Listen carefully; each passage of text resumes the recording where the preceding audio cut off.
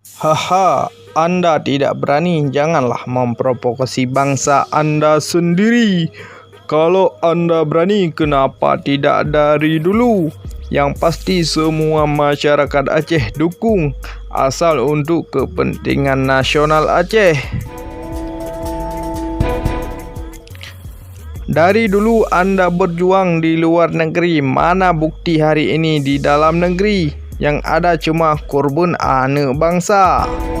Hari ini sudah lahir dan jelas sosok Perdana Menteri Aceh yang baru, yang mungkin Anda tidak sanggup untuk memegang amanah tersebut.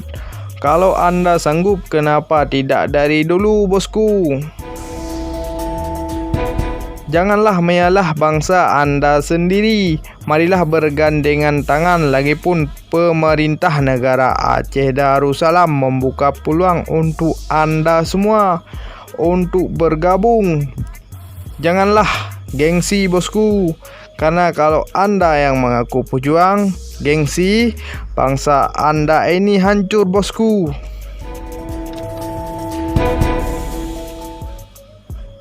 Marilah saling melengkapi, saling mengisi kebodohan kita supaya tidak nampak bodoh di hadapan musuh.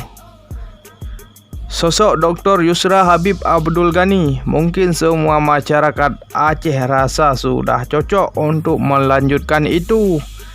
Janji nanggro dulu, bosku Dirbud. Buat apa dikewar-kewar kalau perjuangan jalan di tempat?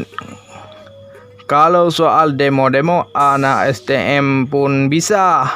Tapi hari ini tunjuk dekat rakyatmu mana yang Anda kerjakan, bosku. Janganlah bagi harapan angin surga untuk bangsamu kalau Anda tidak sanggup. Lebih baik Anda diam dan koreksi apa yang salah dikerjakan nanti oleh kabinet negara ini, itu. Ini baru belum apa-apa sudah hongheng-hongheng. Janganlah sosok pandai dengan bangsa Anda sendiri, bosku.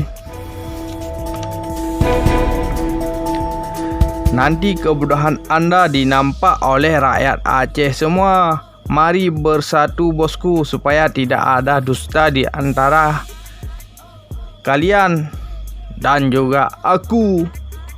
Salam persatuan.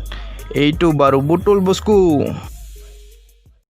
Nanggro Aceh tanah rincung, lama lindung Allah, seramo Mekah lakap di dunia. Nanggro mutu wahawase